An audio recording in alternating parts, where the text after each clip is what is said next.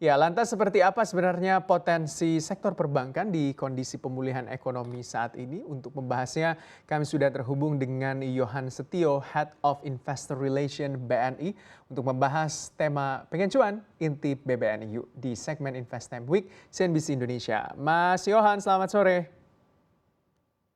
Selamat sore.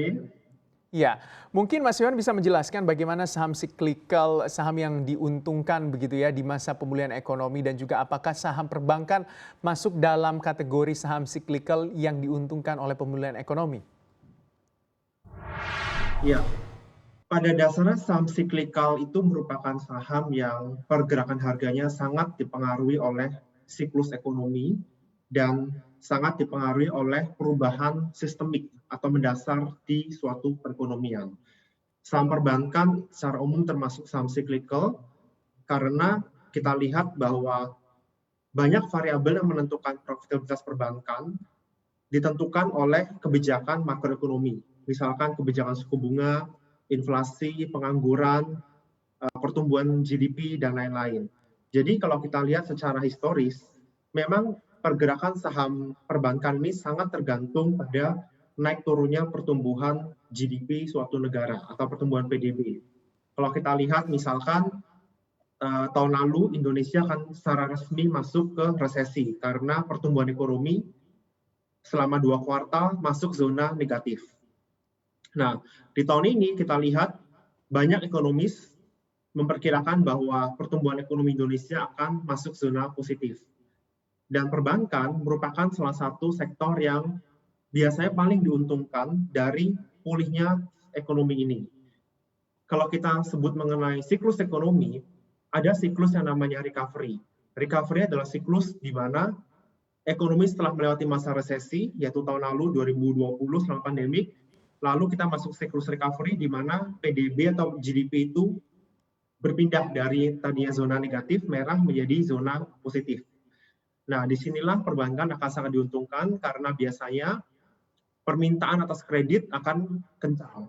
Kita lihat misalkan tahun lalu permintaan atas kredit konsumer, misalkan kredit mobil, kredit rumah, bisa dibilang sangat lemah karena mungkin semua orang ngerem spendingnya dulu. Mereka fokus, yang penting make sure bahwa kebutuhan sehari-hari bisa dipenuhi dulu. Nah, dengan pulihnya perekonomian ini, maka diharapkan tingkat pengangguran turun, suku bunga tetap dijaga rendah, inflasi juga sejauh ini terjaga rendah, daya beli masyarakat meningkat, ujung-ujungnya apa? Konsumsi meningkat, tidak hanya konsumsi dari retail, tapi juga konsumsi dari perusahaan, investasi, mereka beli mesin-mesin baru, ekspansi, dan ujung-ujungnya perbankan adalah sumber pendanaan untuk aktivitas ekonomi ini, baik untuk perusahaan dalam rangka ekspansi maupun individual dalam rangka konsumsinya. Mas Yohan, kalau kita membandingkan saham-saham big caps perbankan yang berada di bursa domestik, karena kalau kita lihat kan secara valuasi BBNI ini masih termasuk yang murah dan juga layak untuk dikoleksi. Betul sekali. Jadi kalau kita lihat valuasi perbankan, mungkin kita sedikit masuk ke apa sih metrik yang paling sering digunakan analis. Ada yang namanya PBV atau Price to Book Value. Nah, apa itu Price to Book Value? Price-nya adalah harga saham perusahaan. Misalkan BNI sekarang harganya sekitar Rp6.000. Book value adalah nilai buku modal kita. Jadi modal BNI sekitar 100 triliun rupiahnya, 100 triliun lebih. Kalau dibagi jumlah lembar saham, kira-kira sekitar 5.900 lebih lah per lembarnya. Dengan harga saham yang 6.000 dan harga nilai buku kita di 5.900 lebih, maka price to book value kita ada di kisaran 1 sampai 1,1 kali. Itu termasuk murah. Kenapa? Satu, kita lihat dari historical trend. Nah, kalau kita lihat dari beberapa tahun terakhir, rata-rata saham BNI diperdagangkan di price to book value itu 1,4 kali. Jadi kondisi sekarang ini 1 kali price to book itu bisa dibilang sangat undervalued. Artinya apa? Kalau kondisi ekonomi sudah pulih, sudah recover, daya beli meningkat, kredit sudah lancar, kredit macetnya turun, tidak menutup kemungkinan bahwa valuasi BNI naik dari sekarang 1 kali price to book value menjadi 1,4 kali. Itu artinya berarti kan 40% kenaikan di valuasi yang translate juga kenaikan harga sahamnya. Belum termasuk dividen. Nah, itu kalau kita bandingkan dengan data historical.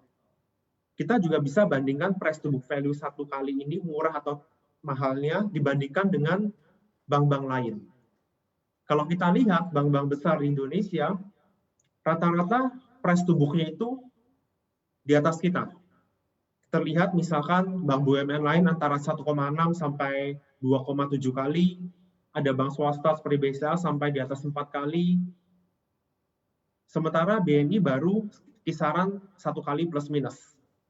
Jadi, bisa dibilang tidak menutup kemungkinan bahwa valuasi saham kita bisa naik sama dengan bank-bank besar lainnya.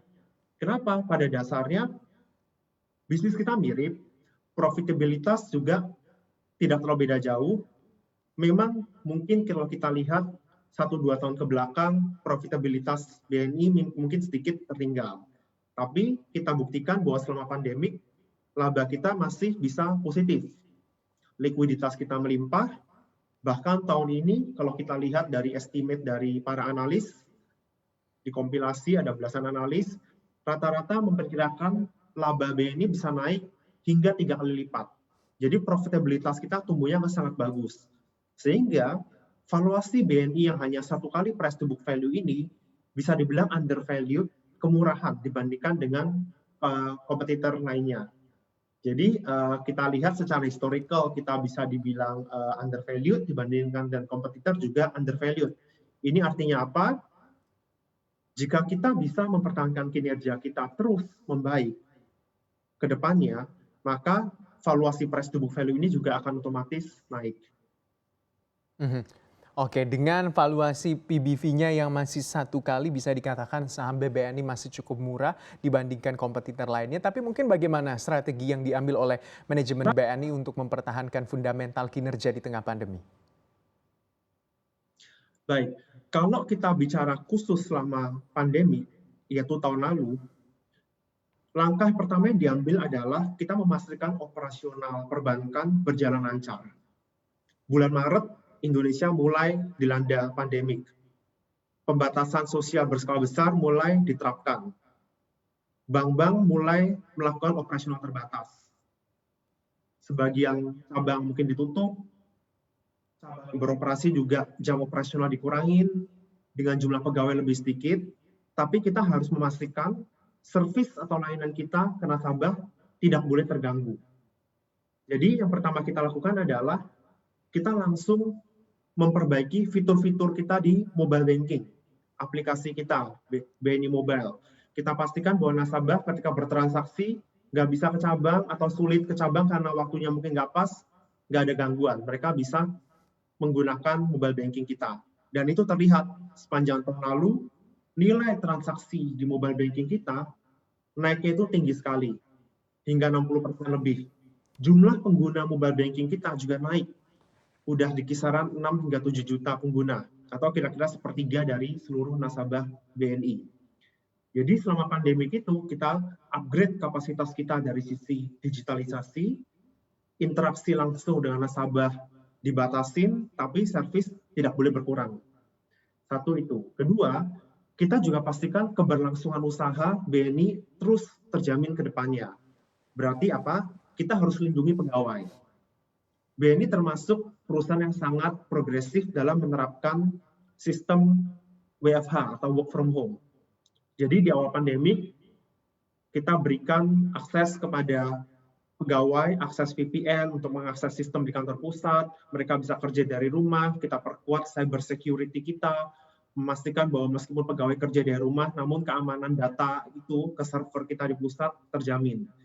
Sehingga lebih dari 50% pegawai kita bisa bekerja dari rumah, jumlah pegawai terpapar COVID atau pandemik ini sangat terbatas, sehingga keberlangsungan operasi dalam jangka panjang juga bagus. Jadi perlindungan pegawai itu juga kita utamakan. Yang lain adalah bagaimana respon kita terhadap nasabah. Kita tahu bahwa pandemik ini melanda semua orang tanpa pilih-pilih. Yang kita lakukan adalah kita cepat membantu nasabah dalam bentuk keringanan kredit. Misalkan nasabah dengan saldo kredit di bawah 10 miliar, jika mereka terbukti terdampak oleh pandemi, kesulitan membayar kredit, kita berikan relaksasi. Contohnya apa? Kita izinkan nasabah yang terdampak itu untuk tidak melakukan cicilan atau angsuran selama 3 bulan hingga 1 tahun, beberapa ada yang diperpanjang juga. Jadi kita paham bahwa kita ini tumbuh bersama nasabah. Ketika nasabah juga sedang kesulitan karena faktor eksternal seperti ini, kita juga support nasabah kita. Tahun lalu kita restrukturisasi kredit, nilainya kira-kira mendekati 100 triliun rupiah. Itu kira-kira 20% dari total kredit kita. Kita berikan keringanan kepada nasabah. Profit dampaknya tentu turun laba kita, tapi kita masih bisa jaga di level positif sekitar 3 triliunan, meskipun dengan segala macam support yang kita berikan kepada nasabah. Jangan lupa untuk download aplikasi CNBC Indonesia yang tersedia di Play Store dan juga App Store untuk mengikuti terus perkembangan informasi seputar ekonomi dan bisnis terkini.